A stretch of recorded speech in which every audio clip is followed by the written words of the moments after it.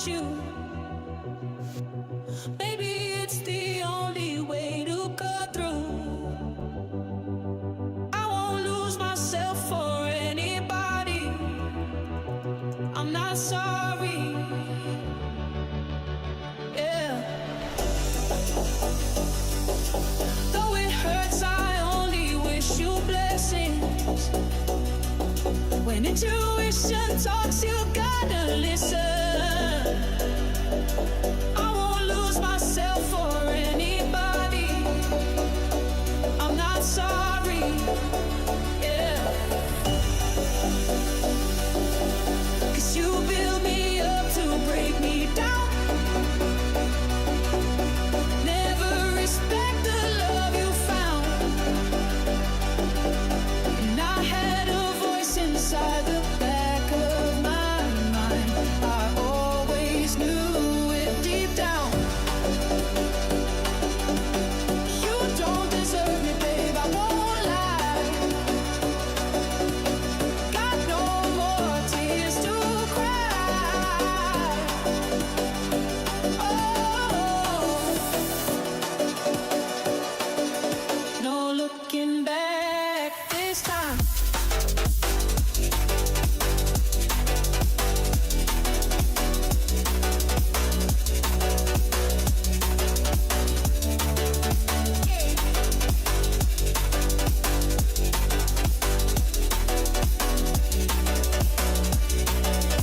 No looking back this time. No looking back this time.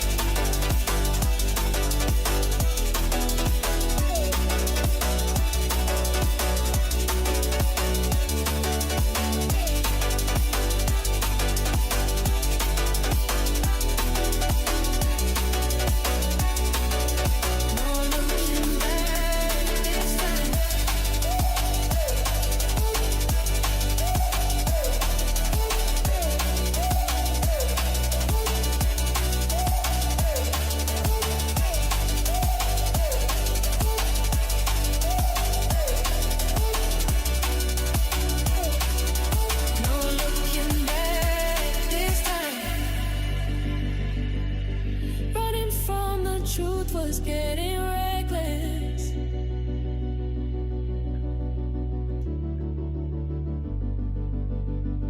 In your arms, I never felt protected. Oh.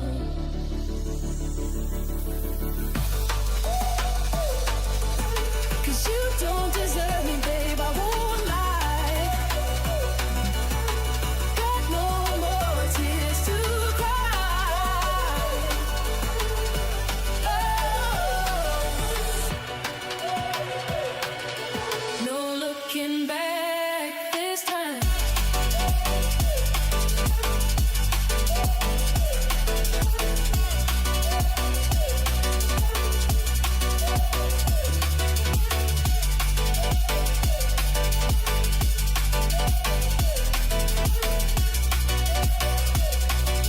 No looking back this time. No looking back this time. No looking back this time. No looking back this time. No looking back this time. Evening. Hope you're all well. Hope you've enjoyed the football today. I wanted to do a match preview for the game tomorrow. I'm not going to be around. I don't think I'm probably going to be around tomorrow. So I wanted to get this one done. I did promise it on Friday or Thursday or Friday. So I wanted to get this one out the way. I know there's a game on right now and Chelsea getting beat. I know that. Have to be honest. They can get beat. Like, people can get at them still. I also wanted to maybe talk about a couple of the games today. Also wanted to look at the tactics board, have a look at the players that will probably play and the positions that will probably play in, which will be good. And I also wanted to go through some Opta analysis on the game. Basically, cover that off. We can cover some of the players who we potentially got back in the team. We can also talk about maybe a couple of the players that we've sold, how well they fared in other clubs, and probably do that. Probably take about an hour. Not looking at going over any longer than that. And I also want to plug the fact that I've got a new channel, Conspiracies and Rabbit Holes. It's a permanent channel, which I've added. Once I get 100 subscribers, I will do my first live video. And on the live video, we'll go through loads of stuff. I'm still not sure how I run that channel. The reason why I've started it is because I asked you lot whether you'd be interested if I did an actual Conspiracy and Rabbit Holes channel. So maybe you can watch the same videos I watch and we can discuss them, because I watch a lot of that stuff. And YouTube seems to be pretty cool with the censorship right now, and it seems to be okay with you being able to talk about these things and watch these things, and post them and create videos on them. So I'm going to do that. I might also do just standalone videos where I just pre-record it, and then post it up on the channel. I also think I'll probably do some shorts. So I'll do quite a lot of shorts that will be on that channel. So you can watch little clips, some of the interesting things that kind of blow my mind that you might be interested in. So if you're interested in conspiracies and rabbit holes and all of that kind of cool stuff, please go and subscribe to that channel. It's in my channels on the main page. So go and do that. That'd be great. I will put a link in there now, actually. That's a good shout. I will do that right now. That is a good shout. Yeah, let me do that right now. So it's in my posts. So my previous posts, it is here. So let me just copy that. Let me put that in the chat now. It's in the chat.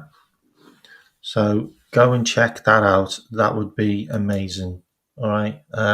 So just go and sub yourself to that. And once I've got 100 subs, just so I know I've got people that are going to be there. Otherwise, I'll be talking to myself.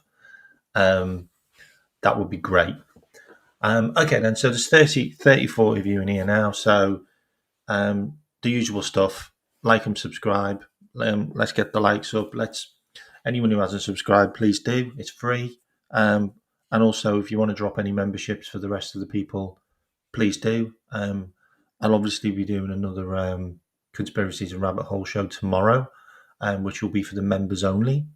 But I haven't started the new channel yet. So once I get 100 subscribers on that, I will then do a live video for that channel. And that will be more tailored around everybody. Okay, the subscribers get what the subscribers ask for. So it's their show on a Sunday. So whatever you ask for, subscribers on the Sunday, is what you get. Sorry, members, that's what you get. Okay, let's get into it. Thanks, really appreciate it. Really appreciate people subscribing. Really appreciate that. Thanks, appreciate that. Okay, so let's get into it. So let's have a little breakdown of the game. So we've got Burnley away. That's a 2:00 kickoff. Opta is putting us down as a 69% win. Breakdown of the game. Liverpool are overwhelming favourites with the Opta supercomputer, with their chance of winning rated at 69%. The Reds have won their last 4 trips to Burnley without conceding. Alexander Isak could make his first appearance for Liverpool, looking to become their 3rd player to score on their debut this season.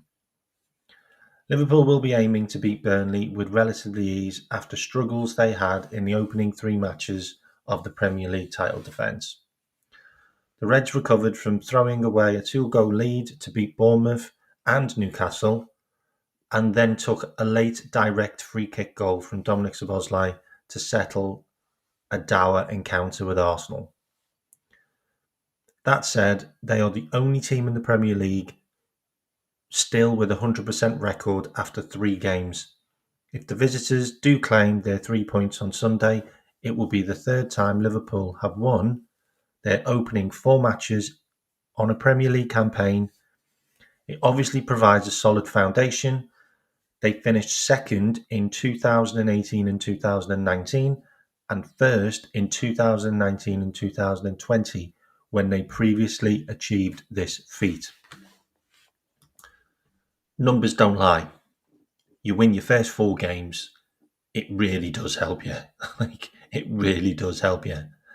And with previous campaigns, when we've won our first 4 games, we finished 2nd behind Man City by 1 point, and then we won the league ahead of Man City by God knows how many points.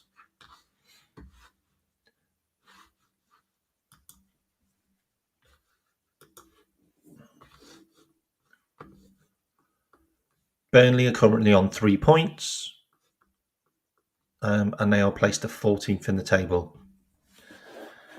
Manchester City have also won their first 4 last season before falling badly away. Nothing's guaranteed this early into a campaign. Having won their 1 home league game this season against fellow promoted side Sunderland, Burnley will be hoping to collect another 3 points in front of their own fans. History is not on their side of them or their manager, though. Burnley have lost 14 of their 18 Premier League matches against Liverpool, including the last 5. Their last victory in this fixture was at home back in 2016. Even then, their 2-0 win came despite them being outshot by 26-3. I just want to touch on that. That game, when we lost 2-0, we had 26 shots on goal, and Burnley had 3, and they scored 2 goals. That was with Sean Dyche. I remember that game. It was horrible. It was absolutely horrible, that game.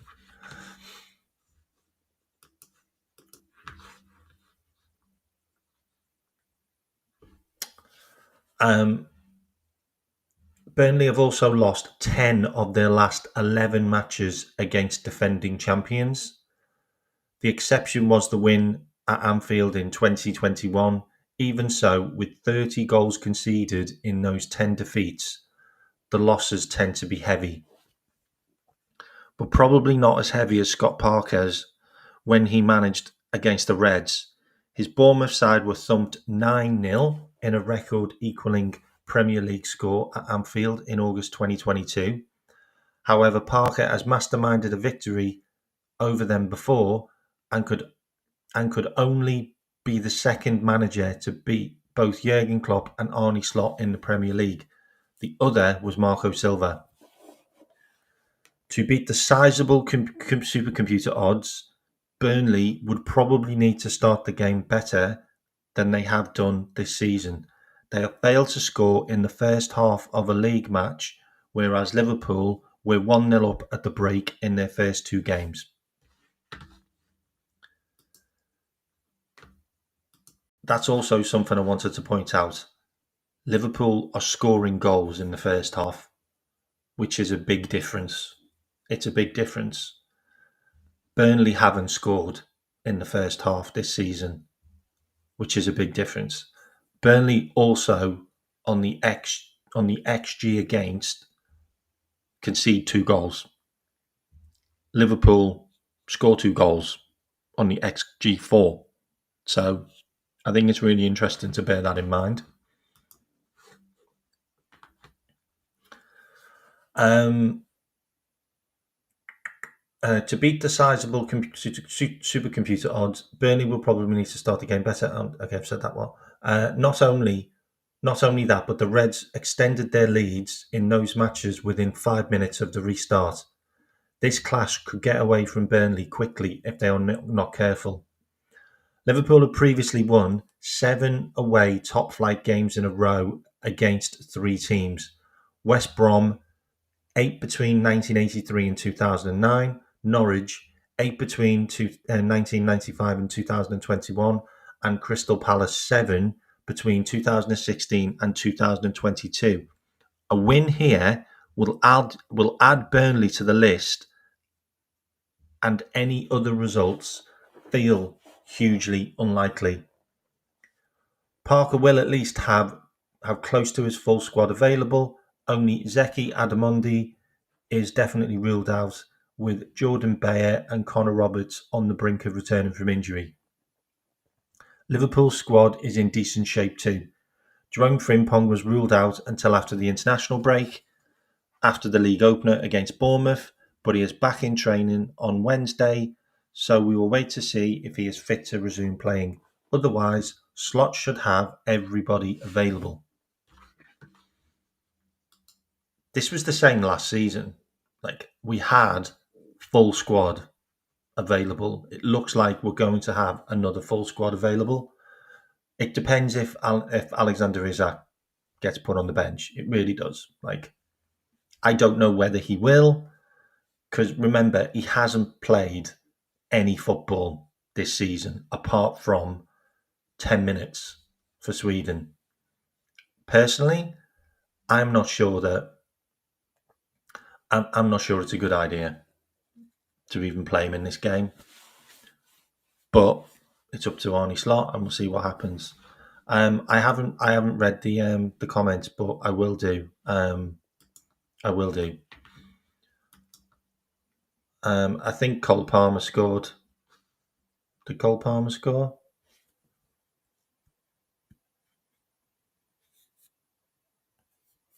Yep, Cole Palmer scored.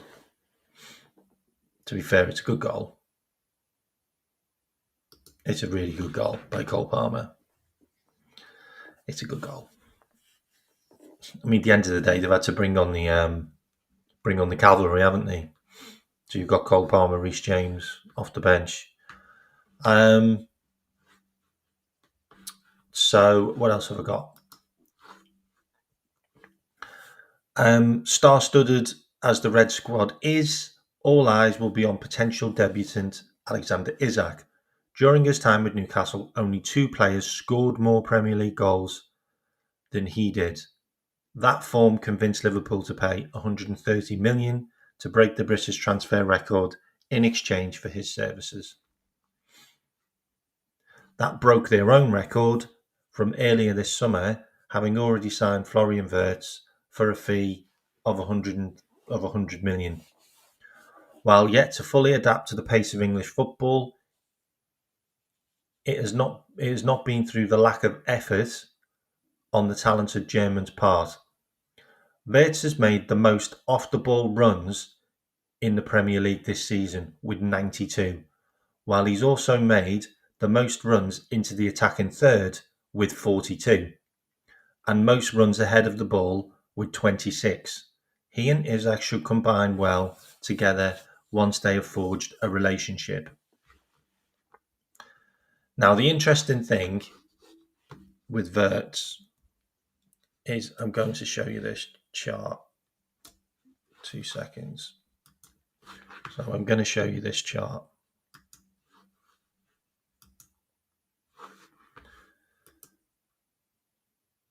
Okay. Now, the interesting thing about this, is Wirtz has made the most off-ball runs.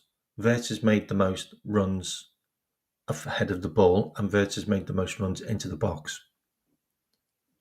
The problem is, Wirtz isn't getting the ball. You can make as many runs as you want, but if the team still ain't passing it to you, then you ain't going to do anything with it. And that's the issue. We need to give the ball to Wirtz more. But if you look at where Wirtz is The majority of the runs Wirtz makes is in the centre of the pitch. Wirtz doesn't seem to pick the ball up in the centre of the pitch much. He doesn't, because he's crowded out. He's running into blind alleys. They're not being able to pass the ball to him.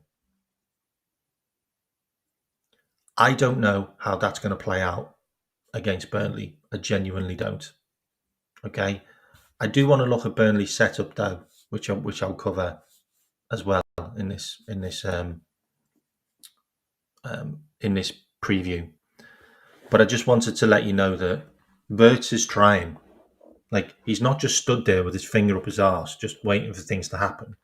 He's trying to be involved. He's trying to make things happen. We're just not getting the ball enough, and that's a problem. That is a problem. Like, we need to solve that problem. Okay, so let me remove that. So let me continue. Isak did feature off the bench for his country in their 2-0 loss in Kosovo during the international break, though having not played domestically since May and having also not taken part in any pre-season training other than individual work, it seems unlikely that Isak will start. Hugo Ekitike has made an excellent start to life at Liverpool, scoring 3 times in 4 games in all competitions, and the Frenchman will surely keep his place. Burnley versus Liverpool head-to-head. Liverpool have a predictably strong record in this head-to-head. They have been more than dominant at Turf Moor than at Anfield in the Premier League too. The Reds have dropped points in 3 of their 9 meetings on their own patch, but have a record of 8 wins and 1 defeat at Burnley. They have won the last 6 in a row, not even conceding a goal in the previous 4. The numbers don't lie. Like, the stats are good. Like, we haven't lost or conceded against Burnley at their ground in the last 4 games. Like, we should take that with us. Like, I think we'll take that with us. Confidence is key, and we're confident there. Burnley versus Liverpool prediction. This will be one of Opta's supercomputer's more one-sided predictions. Liverpool were victorious in 69% of 10,000 simulated matches. If Burnley are to get anything from this game, it is likelier to be 1 point rather than 3. A draw was the outcome in 17% of the time, and 13% was allocated to a win to Burnley. Burnley's team is more than likely going to be De Bradford in goal, Kyle Walker, Ekdal, Estevie, Quindlishy Hartman, Josh Cullen, Leslie Ukawachu, Jacob Brun Larson, Hannibal, Jaden Anthony, and Lyle Foster. Interesting one is Hartman used to play for Slot at Feyenoord, so Slot might know exactly how to get at him. And the other one is the interesting one is Kyle Walker. Kyle Walker on the other side. He's 35. His legs are gone. Like, that has to be used. Like, you have to get amongst that. Like, use that as a potential there. Another one which is interesting as well is Josh Brownhill isn't even in the team anymore. He's left the club. He was their top goal scorer last season. They haven't got a huge amount of goal scorers anymore. Josh Cullen can score goals. Jaden Anthony and Lyle Foster maybe can chip in here and there, but they haven't got a huge amount of presence up front. Liverpool will have Alisson, Dominic Szoboszlai, or maybe we play Conor Bradley. He had a good game for Northern Ireland against Germany. But Dominic Szoboszlai has been sensational, so maybe he gets the nod again. Canate, Virgil van Dijk, Milos Kerkez, who had a good game against Arsenal, Ryan Gravenberch, who played well against Arsenal, Alexis McAllister. Maybe McAllister might get rested for this one because he did have a tough game against Ecuador. Got kicked around the park. So maybe Dom comes in and plays there, and maybe, I don't know, we'll have a look at this on the tactics board. Florian Wirtz, Mo Salah, Cody Gakpo, and obviously Hugo Ekitike, with lots and lots of options off the bench. I want to ask you, though, in the chat, right now, what score do you think it'll be? There's a set piece. There's a set piece for Brentford. Where's that ball just dropped? Oh.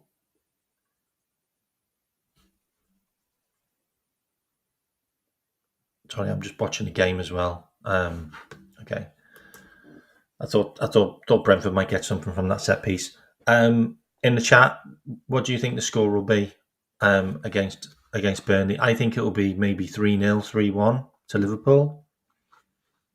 4-0. Seems to be a common score that people think on Donny Sand's channel. A lot of people were saying 4. A lot of people were saying 4-0. Over 4-0. Wow. That's interesting. I mean, Burnley had a really good record last season in the Championship. I will say that. Like, I wouldn't say they're bums and they're going to get thrashed by everyone. 2-1 Liverpool. I hear you. We haven't played well this season, so 2-1 could be a result, but a result is needed. Like, right now, when we're trying to get players into the team, and we're trying to get players to kind of gel to the team, and maybe even find out this new system if it's any good or not. We just need to get results. But I've had my say on it. Like, I just think it's a bad idea ripping up the tactics book and trying something completely new. Which, if I'm completely honest, and you probably do need to be honest yourself, Slot tried this formation last season towards the end of the season, and it wasn't good. Like, it wasn't good. Like, towards the end of the season, we were crap. Like, we ground out games, we got loads of draws, and we lost.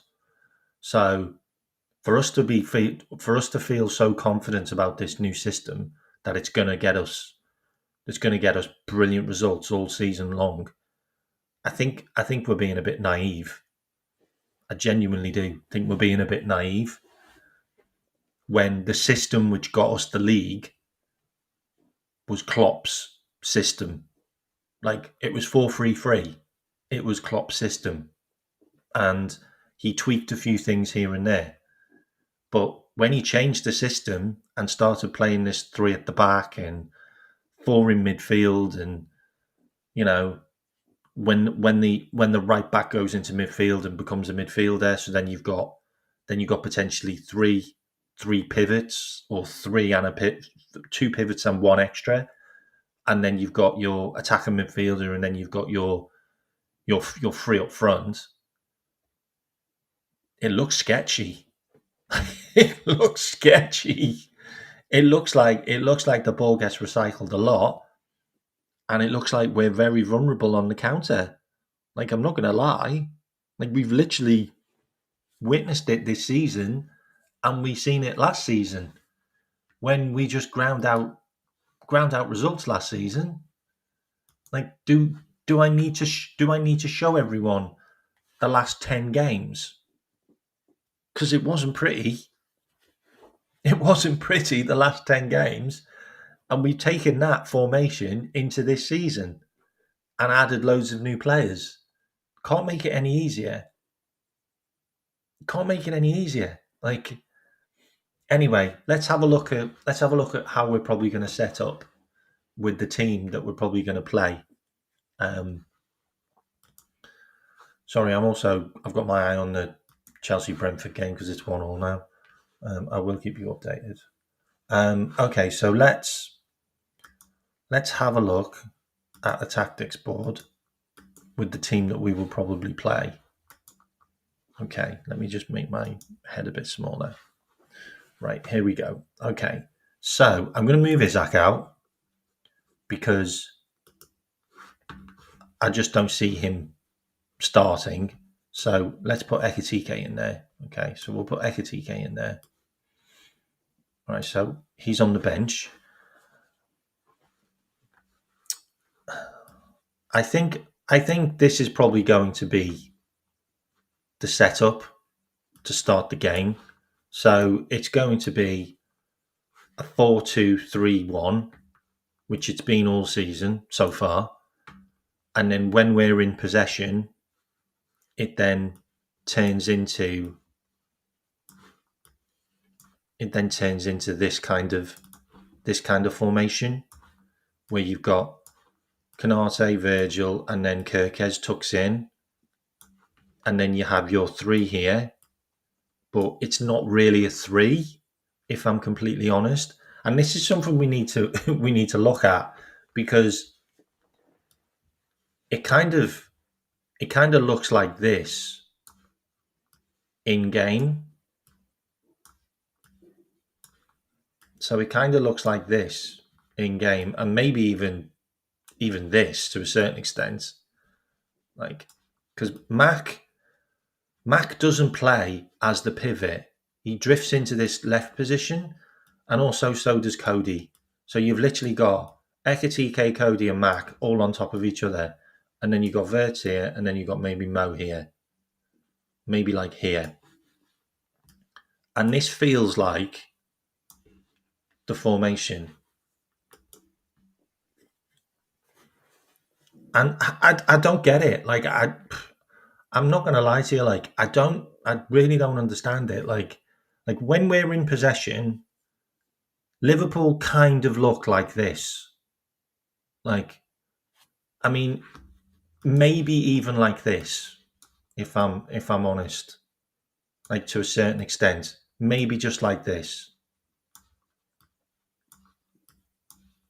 In possession, like, I still think Kirkez is plays really central, if I'm completely honest. So you've got Liverpool basically looking like this in possession. There's no width. I'm sorry. There's just no width in the game. Like you can spin it how you want, but there's no width. Like, Liverpool don't play with any width right now. Like, Salah doesn't play wide. Cody doesn't play wide. Or if he does, he gets the ball and then cuts inside. Dominic Szoboszlai doesn't play wide. Gravenberch either plays centrally or he drops him in with the defenders. McAllister pushes much further forward and ends up on the left-hand side where Ekatike plays and Cody plays, and also where Vert wants to play. So I'm not really sure. Like, I'm not really sure how that works for us. I mean, the only positive I see, if I'm completely honest, is if you take Ekatike out and you put Isaac in, Isaac just stands there because that's Isaac's position. So at least you've got a striker. Like, you've genuinely got a striker. Like, and that works for me. Like, and I thought the whole point in this left-hand side combo is to, like, get the ball out here. I mean, you do have, like, all three players on top of each other most of the game. So you've got four players all in this position here. So you've got a massive overload. Everybody goes out there to try and get the ball off these, and then you free Salah. But that's not how it's working. And I'll be straight up with you. I'm going to show you the heat map. I'm going to show you the heat map for Liverpool.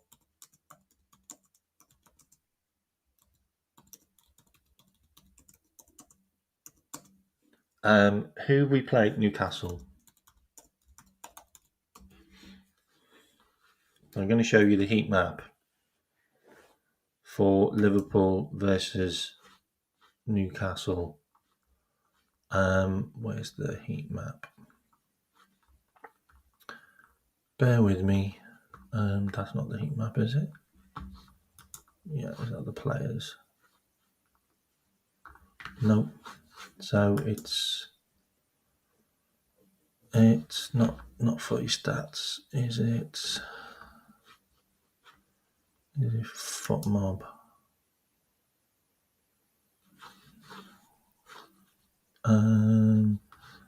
Right, bear with me. So where's the heat map gone? Does anyone know where the heat maps are on the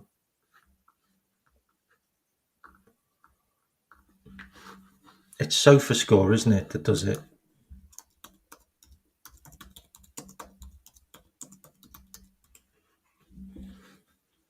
Yeah, it's SofaScore. Okay, so it's SofaScore, and it's Liverpool FC. Sorry. Right. So, hang on. So I'm just going to share my screen. Sorry, there's 60 of you in here and you're waiting. I'm sorry. Let me just share my screen. I'm kind of stuck. It's not letting me move. It's not actually letting me move.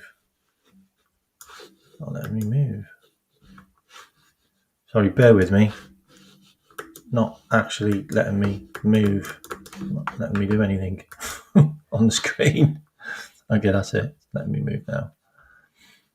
Okay, so I wanted to show the heat map for the Newcastle game for the team. It doesn't do heat maps anymore. It doesn't do like average positions anymore. Oh yeah, it does. There it is. Sorry. Okay, so this is the average position of the team. So look, it's pretty much like so you've got 22, 7, 18 and 17 all on top of each other. Yeah. Just like I've just shown you, all on top of each other. And then you've got Dominic Szoboszlai in midfield. You've got Kirkes playing right next to Virgil, and then you've got this big gap between Virgil and Canate. This was against Newcastle, okay? This is the heat map against Newcastle. It was an absolute shit show. You're absolutely right. Like, you're absolutely right. So let me just rejig that so you can see it on the tactics board. So you've got Virgil here by Kirkes. Yeah, that's pretty much right. Dom's there. Yeah, that's pretty much right. Canate was a little bit closer to Dom. So he was a little bit closer to Dom. Virgil and Kirkes were quite spread. And then you've got Mac, Vert, Gapco, and Ekitike all on top of each other. So let me just look at that again. So 17 was Curtis Jones, 18 was Cody, 7 was Verts. Look, I'm not making it up. Like, what the fuck are we watching? Like, why have you got 4 players all on top of each other? Like, and I'll be straight up with you. The reason why Verts isn't looking good for us is because he has Hugo Ekitike playing in his position. Hugo Ekitike's position is on top of Verts. The pair of them are in each other's way. They're in each other's way. Like I'd love to. I'd love to say it any other way, but they are. They're on top of each other. And then you got the midfielder, number 17. Interesting. That's where McAllister plays. Where's he playing? He's playing in the same position as Vert and Ekatike want to play. They're on the left-hand side, and he plays higher than the normal midfielder. And then you got Dom, who's in the midfield. So this was against Newcastle, yeah? I mean, let's just have a look at the game against Bournemouth, because I don't think you're going to see anything different. Genuinely don't think you're going to see anything different. You're not. You're not going to see anything different. Look, they're all on top of each other. You got Hugo Ekatike and you've got Florian Wirtz on top of each other. On top of each other. And then you've got Cody right close to them as well. Obviously, Frimpong played in this game, but Frimpong played pretty much the same position as Dom, and you've got Kirkes, who's playing basically as another centre-back. It's the same. It's exactly the same. Like, let's have a look how we played against Arsenal. Just the heat maps. Shit don't lie. Like, okay, in this game, you had Wirtz more in the midfield. You had Wirtz more in midfield. So he was doing a bit more of a midfielder's job. Yeah? So he got more involved in midfield. I actually like to see his heat map. Look at his heat map. Like, seriously? Like what are you doing, Ekatike? Like, because you're not doing anything in this game. Cody. At least Cody's having a go. Like, Cody's trying to get involved. Mo's trying to get involved. Dom. And then you've got Kirkes, who did nothing in that game but defend. You've got Grav. Grav played as a centre-back in that game. Canate played pretty much as a centre-back. Virgil played as a centre-back. McAllister, non-existent. Wirtz didn't really get involved in that game at all. So I really wanted to just kind of show you that, because people have said that I'm overreacting a bit, and I'm saying stuff that like isn't important really. Like look, Liverpool are going to be fine. Everything's going to work out. So what I want to do is I want to just quickly show you Man City last season, when we absolutely annihilated them at their ground. Yeah. And I just want to show you how we set up against Manchester City.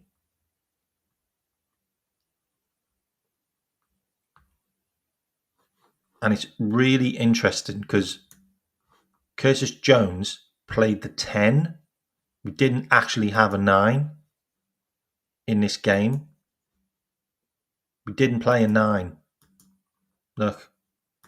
So you've got that was Diaz. Are you all here? You're still here? Okay. Oh, Chelsea have scored. Fuck.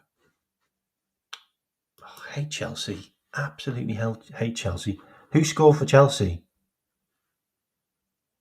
Who scored for Chelsea? It wasn't what's her name, was it?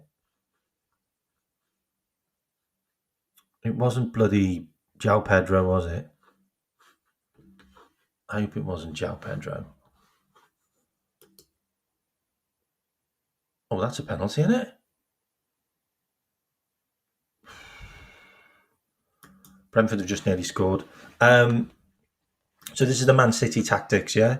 So you got Luis Diaz getting into the box, because this is where his heat map was. Getting involved in the pitch a lot more. Mo Salah in here. That's where Mo Salah's getting, where he's dangerous. Curtis Jones doing a lot across the park, really. Then you got Dominic Szoboszlai basically playing as a right back. Trent predominantly as a right back in this game, to be fair. Yeah, centre back. McAllister here and there, but not really anywhere. And then Robbo a lot up here. So this seems to be the fundamentals which have now left Liverpool, if I'm completely honest. Yeah. So the fundamentals is we play with a back four, yeah, but we play with two main central defenders where your right back does stay as a right back pretty much, but your left back does support a lot, and your wingers do wing stuff, so they do get higher up in the pitch, like this. This is all changed. Like you can't deny it. Like you can't sit here now and look at Liverpool and say, "Oh well, we're exactly like we were last season," because we just aren't. Because now we play with pretty much a flat back three. Like that's a central defender. That's a central defender. That's like a central defender. And your right back is doing a lot of work in midfield. So you're playing with a back three now with... Is he a pivot? Because I don't think he's a pivot. Because I think he is the pivot, but he's also a supporting central defence. But I think he is the pivot, and he is just a number 8 that plays on the left as well. Doesn't play on the right, plays on the left. And then you've got your number 10 that wants to play on the left but plays down the centre. And then you've got your attacker that isn't really a winger because he's not anywhere near the byline. And I'd say the biggest problem, I'll be straight up with you, I'd say the biggest problem right now for Liverpool in gelling this team together is probably one of our best players. And it's probably Ekitike. Ekitike doesn't attack. Like, he doesn't do much attacking. He spends a lot of time in midfield. Like, and he's in the way of Cody and he's in the way of Wirtz. This guy needs to move out of that position more. And Mo, I mean, Mo's heat map is nowhere near where it needs to be. Mo's heat map needs to be here consistently. And it's here. He's not getting closer to goal. So Mo needs to get closer to the goal. But the point that I'm trying to make, and the point that I was trying to make, is I don't know why we've changed everything. Like we've literally changed everything. Like we changed the formation that we played last season that won us the league. Like we've changed that formation because now we're playing basically with 3 at the back. Like Kerkez is very rarely getting forward anymore, which is something that Robbo did on a regular basis. Whether he was good at it or not is irrelevant, but he did it. I want to have a look at Burnley's as well, by the way. I just want to have a look at Burnley's heat map for their last game. So they lost to Manchester United away. What's their heat map like? Let's have a look. So they play. So they play with a... I mean, that's a back 4, isn't it, really? Yeah, so that's a back 4. Yeah, so they play 4-2-4, basically. Yeah, they play 4-2-4.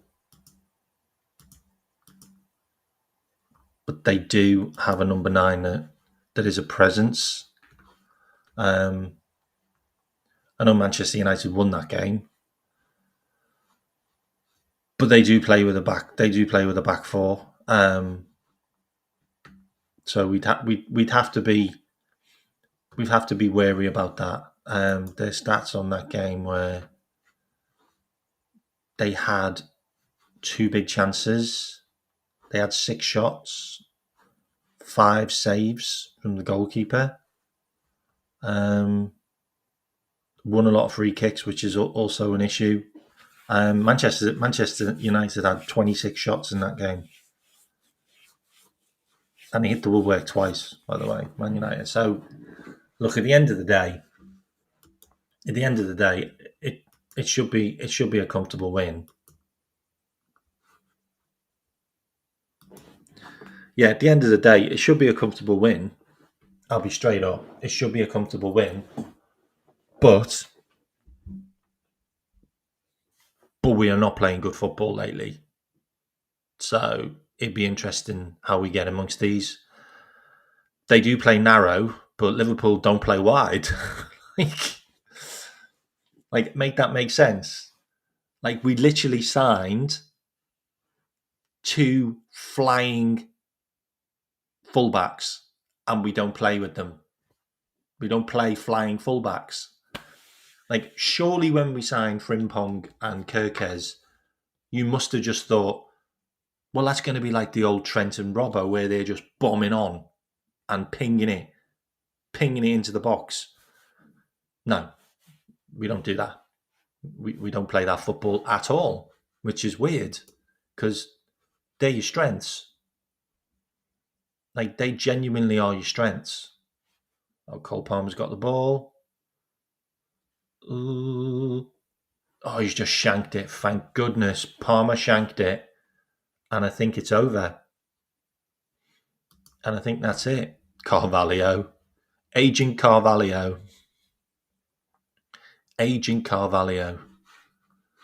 And I think that could be it. I think the whistle will probably go now.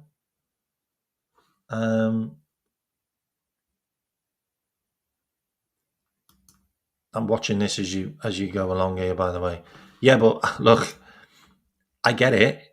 Frimpong's been injured, but if you look at Frimpong's heat map when he's played for us, he's not been that guy. He's not been in the opposition's box much. He's not been the flying wing or the flying wing back that we want. The flying wing back that we signed. God, Chelsea are really having a go here, by the way. Ball's gone out for a goal kick, though. And I think that should be it.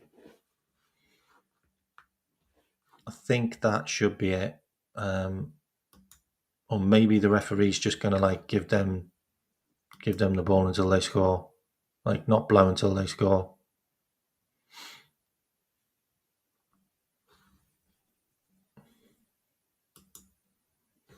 I'm watching it as you're watching it now. So, ball's in the air. Wow, Chelsea have dropped another 2 points.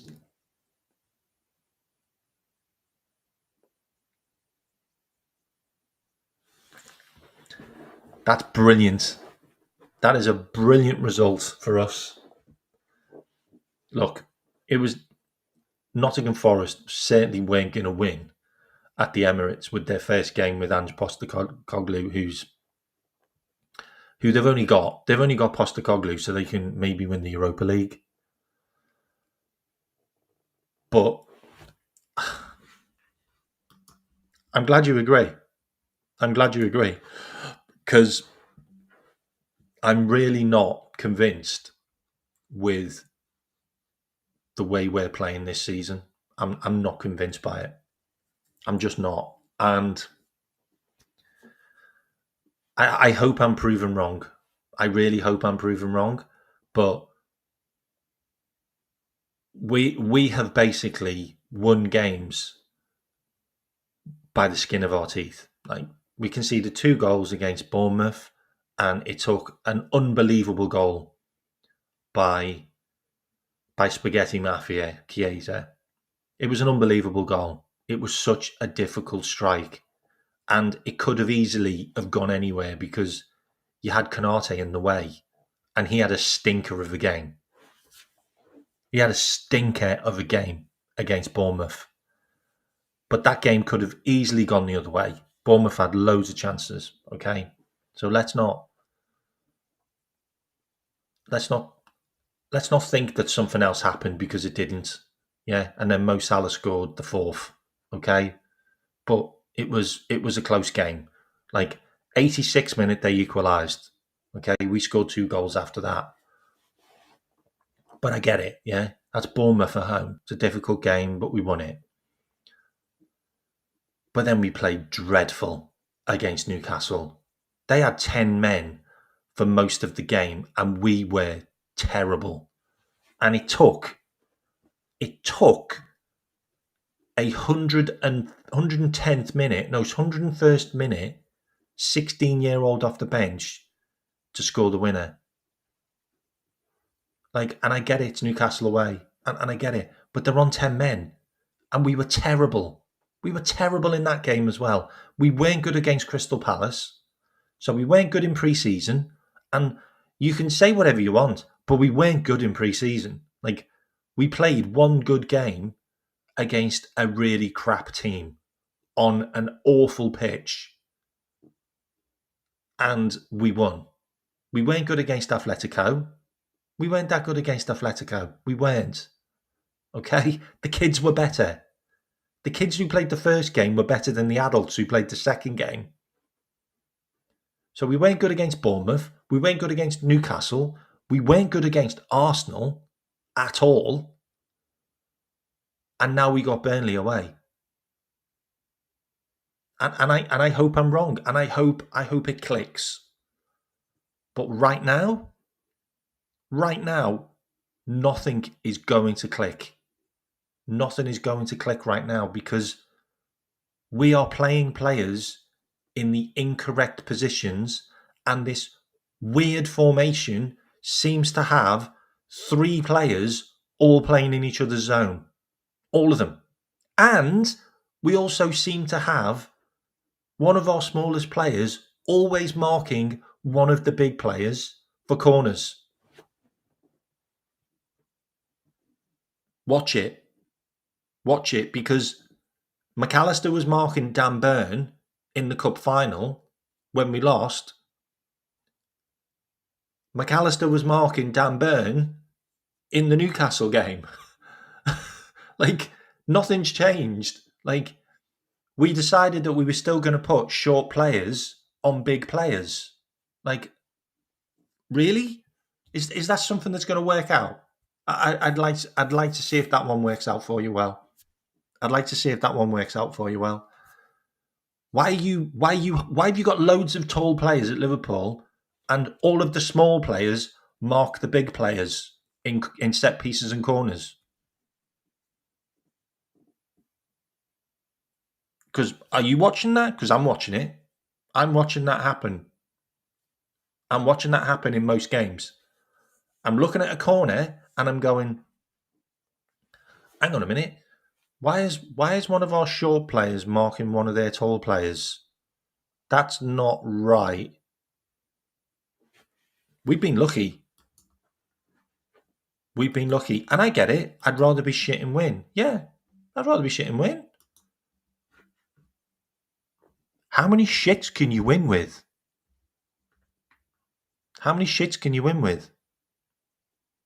When do the wheels fall off?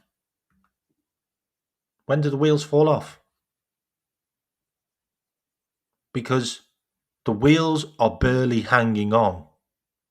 The wheels are hanging on because of Virgil van Dijk, probably. Hugo Ekitike, probably. And Dominic Szoboszlai. And maybe you can throw Gravenberch in there for a couple of games. But really? 4 out of 11 players are giving you an 8? I want to know how long you can hang on for.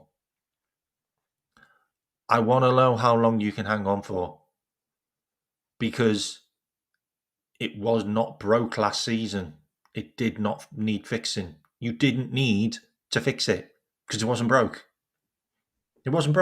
And I understand you want to play your style. But your style right now is way off what we have in our squad. Way off. You have elite players, and you are not even getting 70% out of them.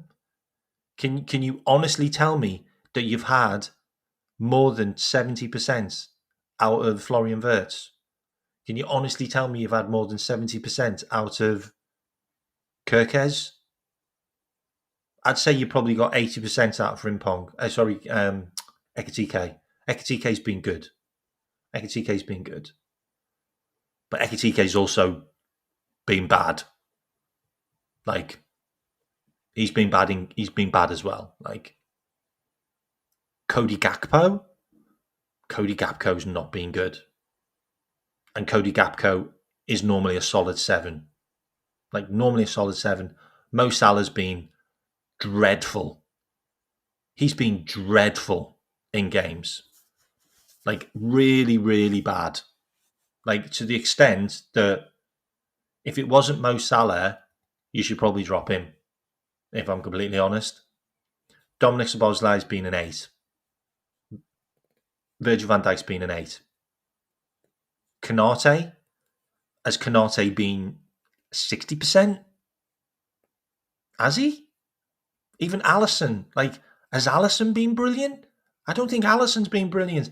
I thought Alisson was probably weak against Bournemouth, and he was probably weak against Newcastle. I've got to be honest.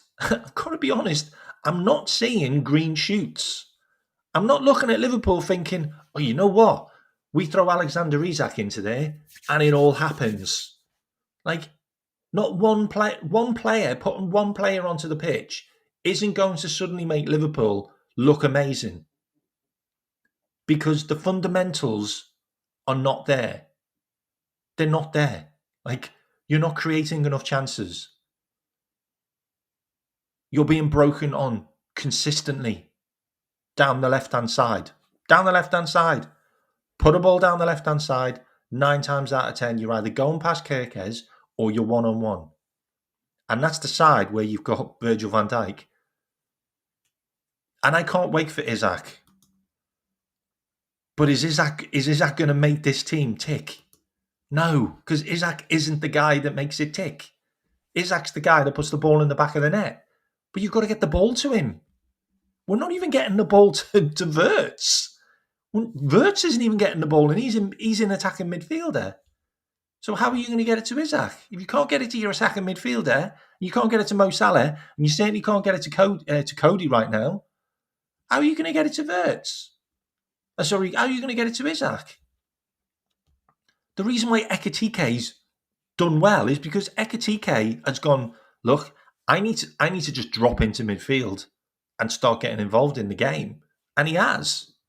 And he's dropped into midfield, got the ball, played a 1-2, and then moved into attack. So he's used his own initiative and he's gone, this system's not working for the way I want it to work, so I'm going to do my own thing and I'm going to start manoeuvring around a bit more and making chances for myself, which he has.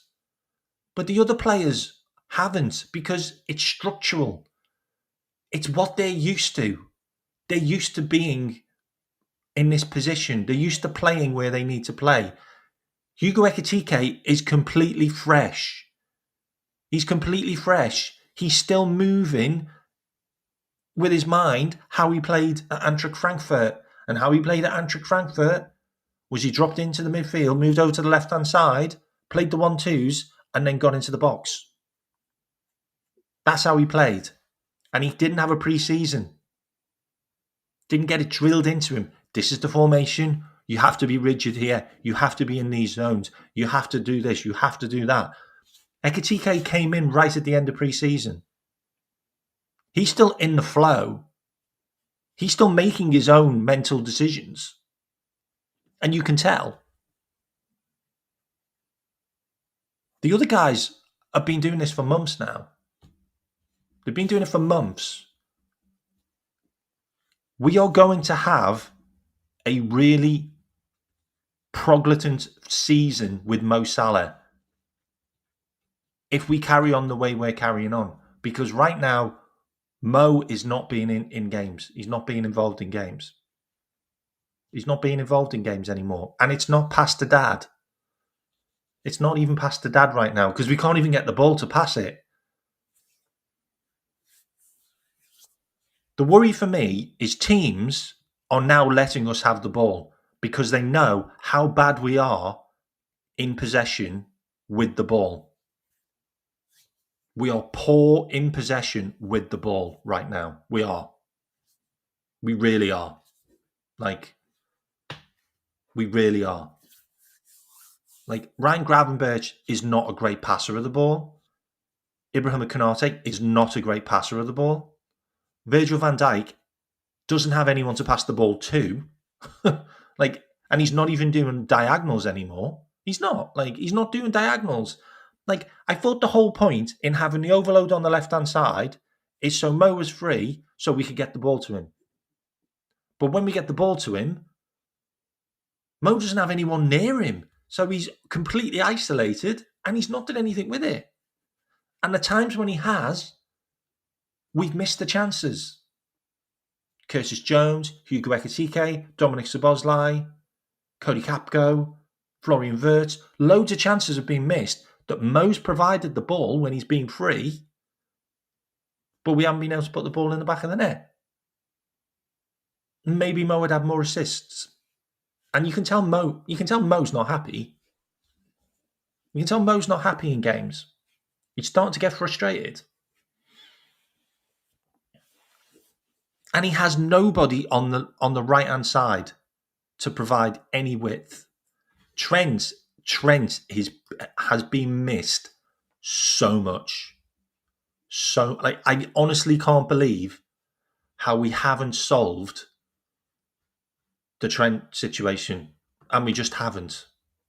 We tried this different system of making everything really narrow and pushing everything into midfield, and there's just players on top of each other. There's too many people in the middle of the park. There's too many people on the left-hand side, and it's a joke now. And I understand Kirkes isn't on the left-hand side, because if he was there as well, then you'd have 5 people all in the same zone, which would be stupid. It would be stupid. But the biggest problem is 2 players. Is Alexis McAllister needs to stop running into the midfield zone where Wirtz wants to be. He needs to stop doing that. That's a big problem. It's a big problem. Actually, what I'm going to do is I'm going to show you a heat map of some of those players right now. 2 seconds. Adam Cleary did a show on this. I think it was the day after or 2 days after the show that I did that talked about the heat maps. So let me show you this screen because this is crazy. So this is from Adam Cleary's show. I want to big him up as well. And if you haven't subscribed to his show, definitely go and do it because it's really good. It's a really good show. Okay, it's really hard to not to not see this is a problem, which is going to be a problem. Okay, so first of all, I'm going to show you Hugo Ekitike's heat map. Okay, so this is Hugo Ekitike's heat map last season, for his previous club. Now, this is the reason why he's been good. Okay, he's been good for us because he can play a bit of everywhere. But as you can see, he likes to be in midfield on the left-hand side. Okay, you can tell he wants to come into midfield and be on the left-hand side, and that's where he starts his moves off. And then he does a 1-2, and then he gets into the box and he scores. And he's done that, and he's been good this season because he's been able to do that. Okay, so that's another player who likes being on the left-hand side. Okay, you're going to hear this quite a lot. So let's have a look at Cody's heat map. Cody's heat map.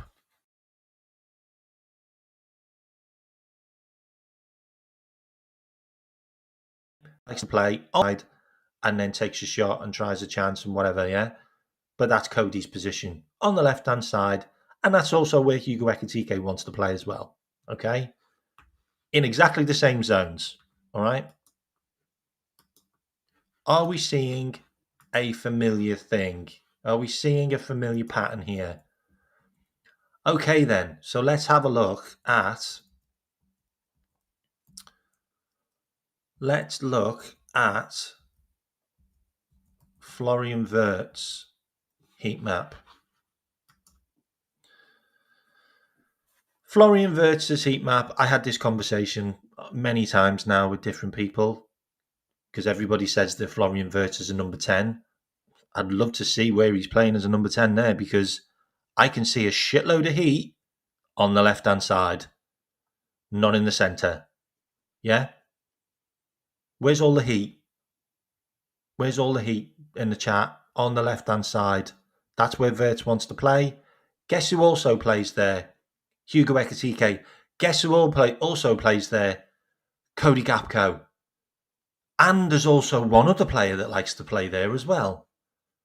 And his name is Alexis McAllister because he also likes to play in that zone. So now you've got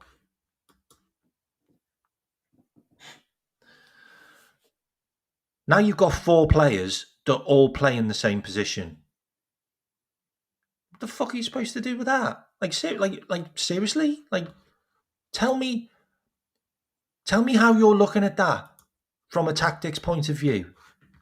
Because I'm looking at that and I'm seeing massive red flags everywhere. And they are. And this is where they start, by the way. This is where they start. So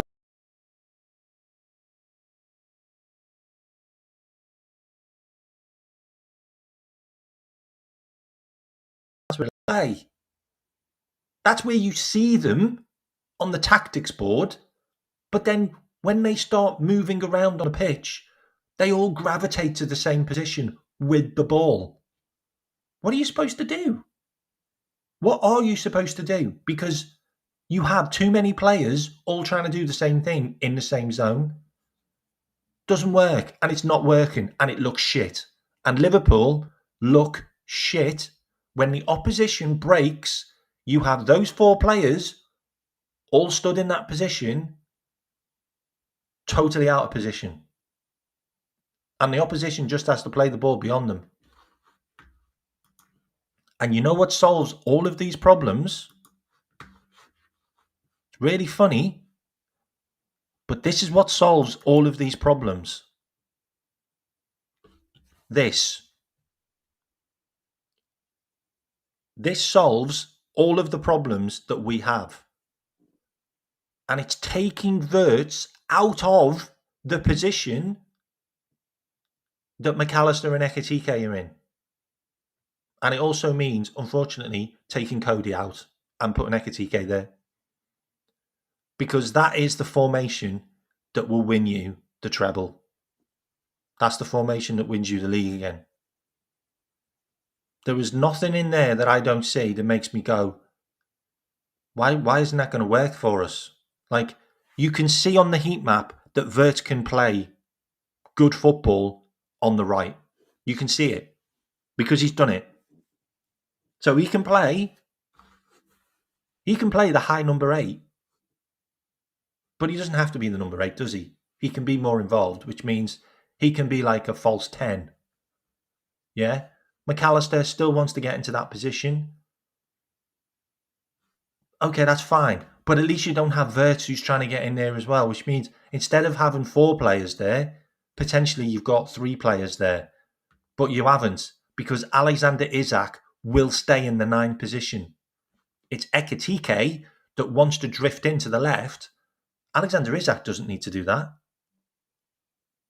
That's not Alexander Isak's natural position. He wants to be in the box. He wants to be the guy that can score the goals from inside the box. and I want him to be there.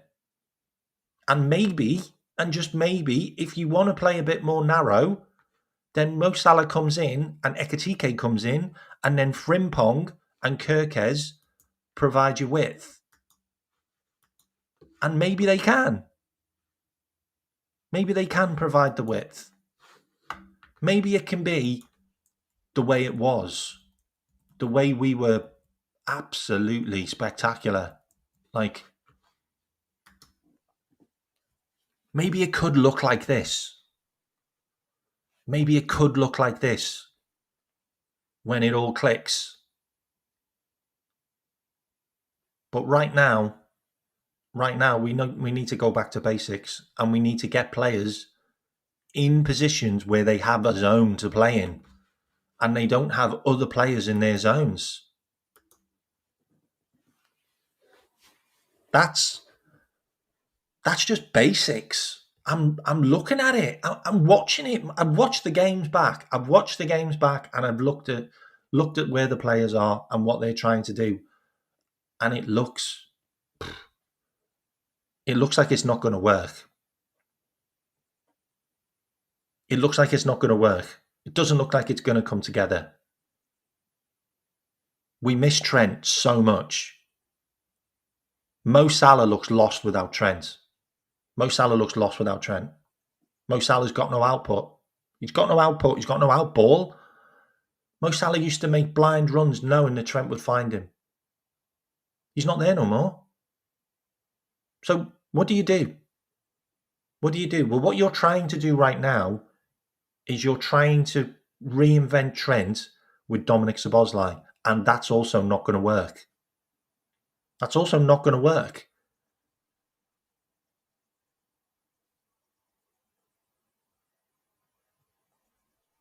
You think I'm being too negative?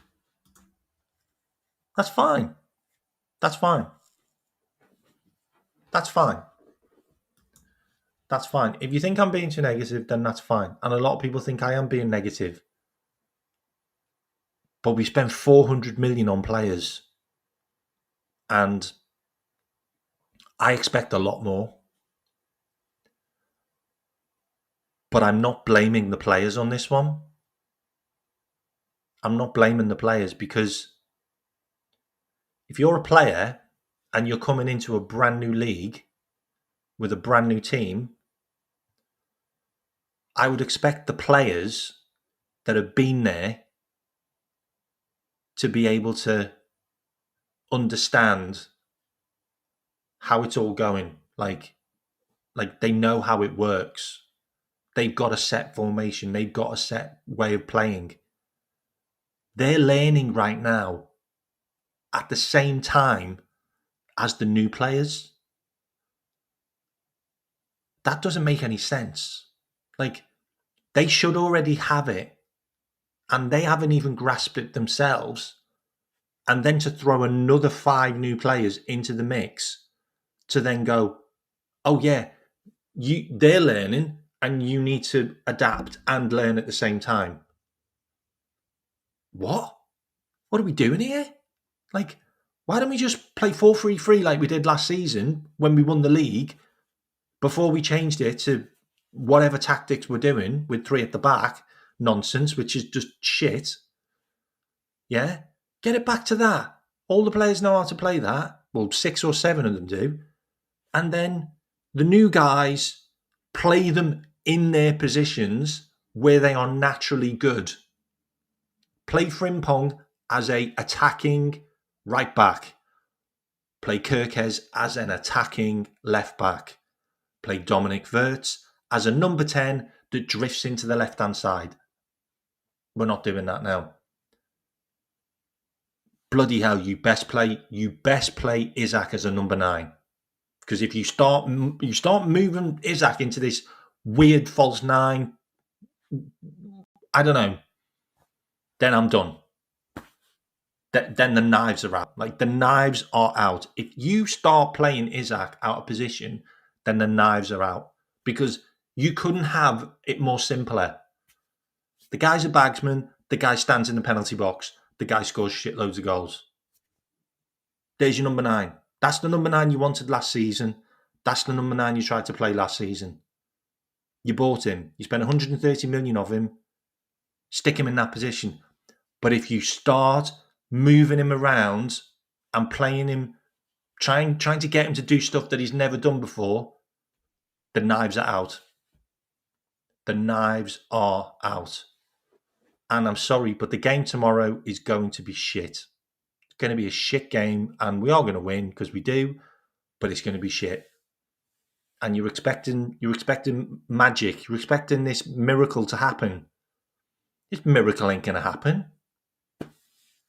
This miracle isn't going to happen. Like, every single player isn't just suddenly going to go, oh, you know what? These tactics are amazing. These are amazing. Yeah, everything's going to click and we're all going to be brilliant in the game. No, we're not. Because we haven't put 5 or 6 passes together that have looked good. We haven't gelled. We haven't got the connection. We haven't got patterns. Our set pieces look ass. Our corners look ass. Like, we scored a wonder goal from 30, 40 yards, which will probably never happen again this season. Like, that'll be the best goal Dominic Szoboszlai score in a Liverpool shirt from a free kick. You're tired of these heart attack wins? Slot said. I never said it. Slot said, get used to it. Slot said, get used to it. Like, if you're how many Houdinis are you going to bring off the bench to win games? Like, is that how you're going? Is that how the league's going to be now? You're just going to bring Houdinis off the bench? Like, why can't we play well with all the players that we've got? Like, why do only 3 or 4 players have to play well in games and then the rest are shit? Because Konate's been shit, Salah's been shit, Cody Gakpo's been shit, McAllister's been shit. Like, there's been a collective lot of shitness all season so far. And I know we've got 9 points, and that's amazing.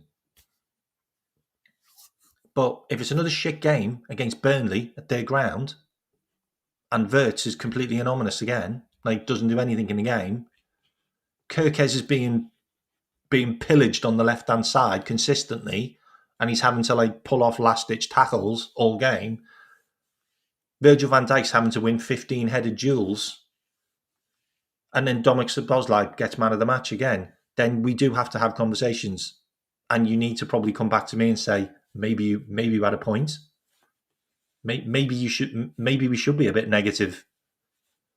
But then we'll all sit there and go, oh, well, that's the sign of champions. Manchester United did that a lot. I don't care about Manchester United. I care about us. We played amazing football last season for 3/4 of the season. And we did it with Jurgen Klopp's tactics. And there's a reason why Jurgen Klopp's tactics worked. Because the players understood them. The players knew what they were doing. I don't think the players know what they're doing right now.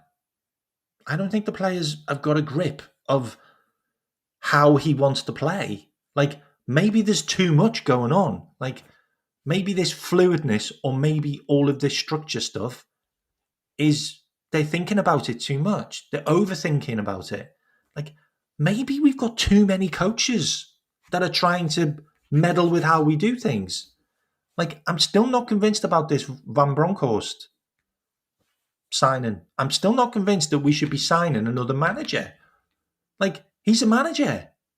He's got more managerial experience than Slot. And he's our assistant manager. I'm not sure.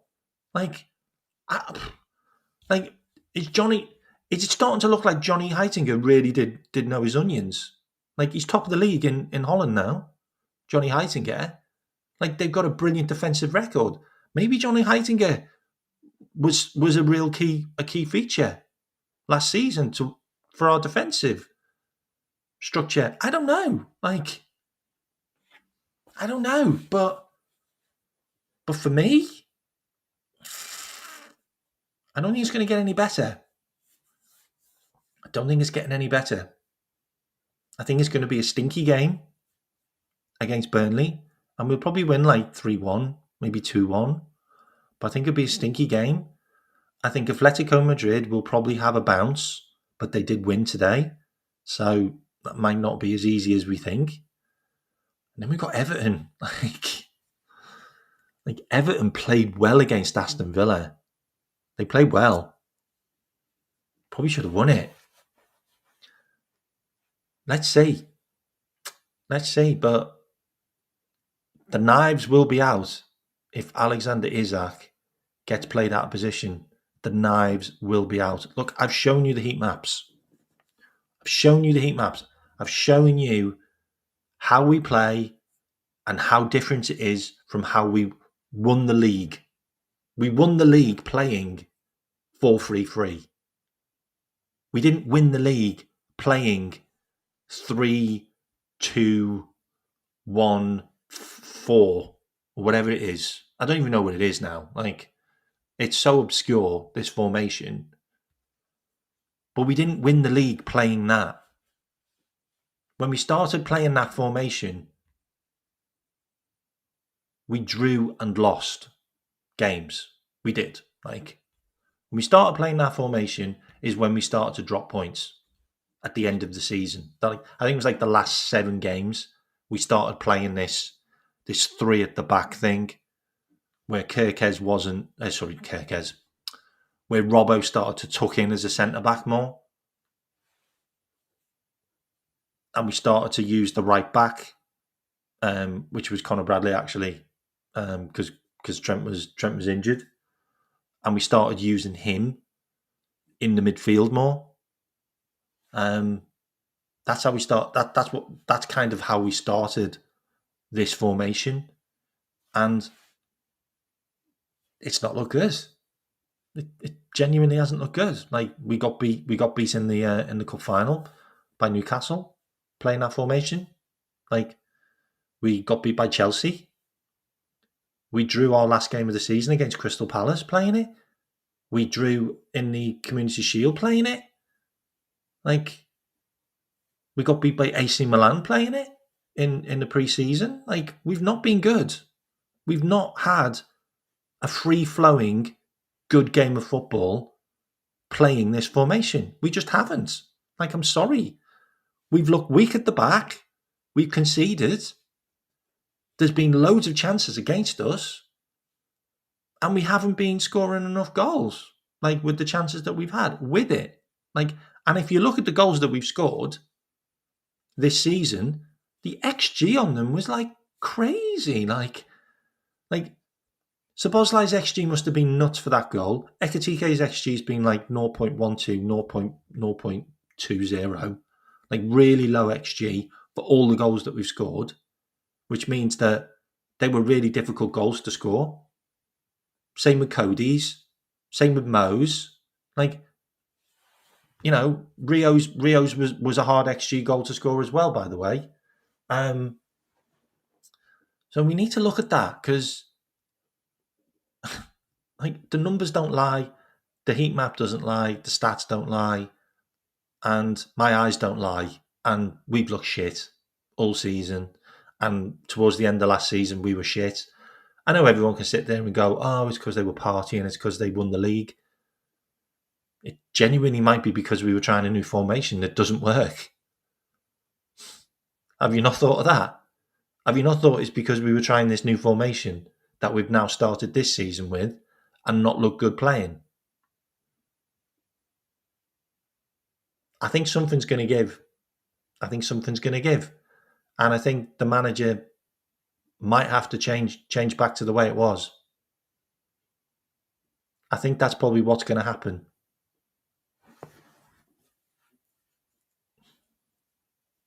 Because it can't keep on being like this. It can't keep on being like this. You can't keep on going back to the well. You can't keep on getting this reserve energy, getting this something out of somewhere. Like, and I get it. We've had 3 difficult opponents. I get it. But you can't say we played well at all in any game. Like you have to see progress. Like, there has to be something in it. Like, there has to be progress. There hasn't been progress since we changed this formation. There hasn't. There hasn't been progress.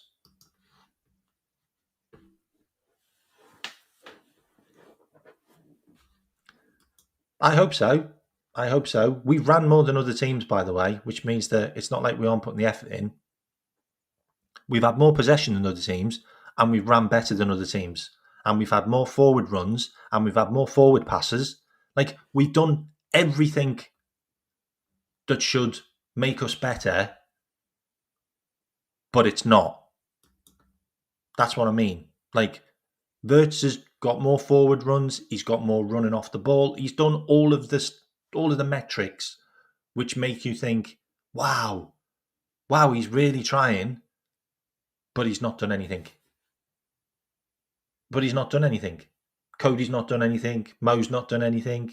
McAllister's not done anything. Like, there's a lot of players that are just meh. Like, you can't pick out anybody apart from Dominic Szoboszlai and Virgil van Dijk, who've actually been great this season. And Ekitike, sorry. Yep, I agree, and I've said it as well. Like, I'll wait till we played about 10 games, and then I really will start passing judgment. But my worry is the manager seems to be playing players out of positions that they're comfortable in, and my worry is it's going to be the same with Isak. He's going to want Isak to do what Ekitike does, which isn't Isak's game.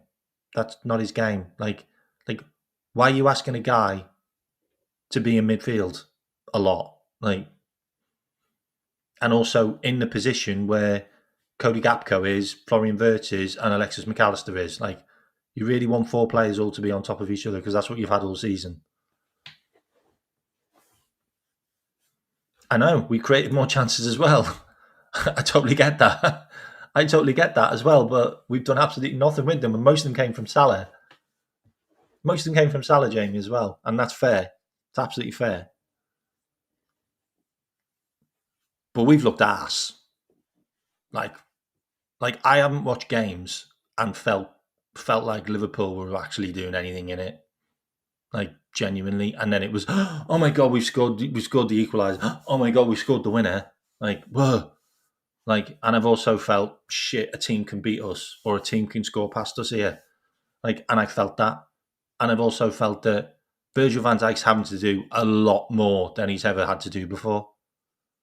Virgil van Dijk hasn't been the guy that's had to win every duel, because he wasn't the guy that had all the duels, if that makes sense.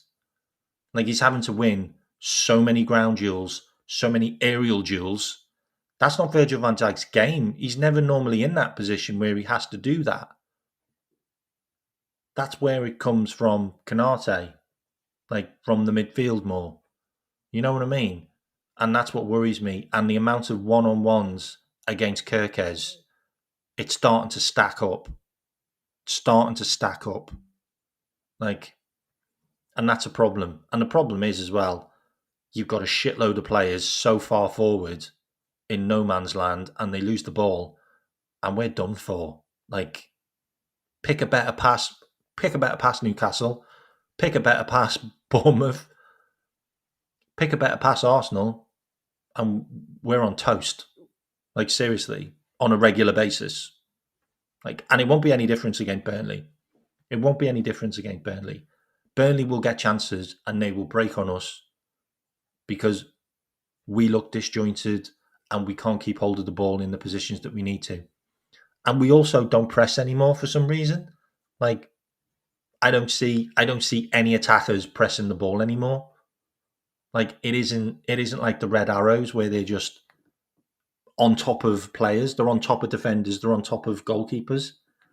That doesn't happen anymore. Ekitike doesn't do it, and Wirtz doesn't do it. And that's mainly because you haven't got Dominic Szoboszlai there, who's amazing at it, and you haven't got Diogo Jota, who's amazing at it. So you haven't replaced them with players that can do what they did. So what else are you providing? Well, they just knocked the ball past us. They just knocked the ball beyond our press because there isn't one, or they do a side motion where they go around like a horseshoe out the other side. Watch it in games. Watch it in games. I've watched it happen so many times where our attack has been completely bypassed by a horseshoe formation of the ball moving around out the way of them. So you've got two of them pressing and one of them not, and then the ball just goes around and out. And then they go the other way and then just go around and out. Watch it in games. Like, it happens. So let's see how it goes. Look, I've showed you the numbers. I've showed you the heat map. I've showed you that Burnley are dreadful. Like, it should be a spanking. Like, all the numbers say that it should be. I don't think it is. I don't think it will. What I'm seeing with my eyes is probably going to be a stinky game, and we probably win 2-1, 3-1. And we might even concede first. But according to the numbers, Liverpool score first in the first half, and then we normally go 2 goals ahead in the second half. But then the opposition come back and equalise. That's what they've done twice now. So let's hope that doesn't happen. I really hope that doesn't happen. But we'll see what happens. But a lot of people are saying 4-0. I really hope that's right. And I'm going to finish the show now. Tomorrow I'm going to do a member show at 9 o'clock. So tune in for that. And on Monday I will do a match review. And yeah, that's where we are really. I'm going to the Rents for Sunday dinner, so I'll be enjoying that tomorrow. What I will leave you with is this, because I thought this was really funny. So let me just share my screen. I'm going to leave the sound on as well for this. So check this out.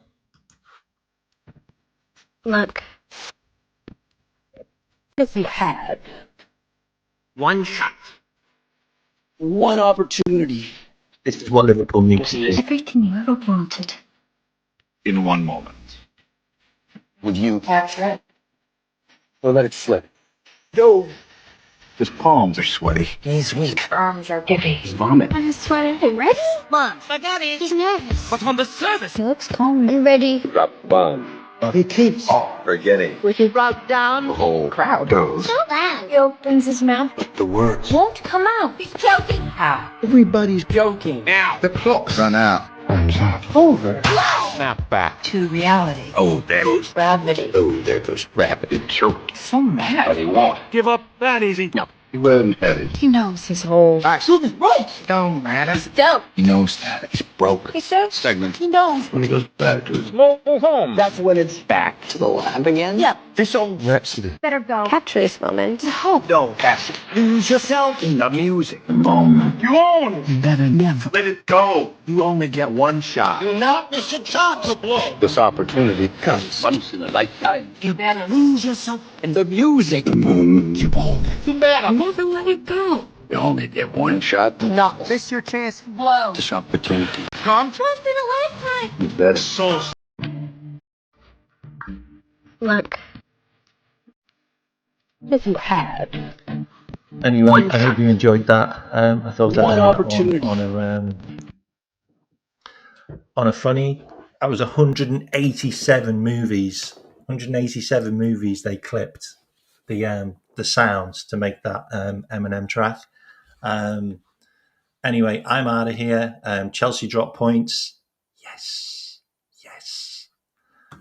And we've got Burnley tomorrow. 2 o'clock kickoff. Up the Reds, and I'm just going to see who's live now, and I will forward you onto their show. Bear with me. Let me see who's live.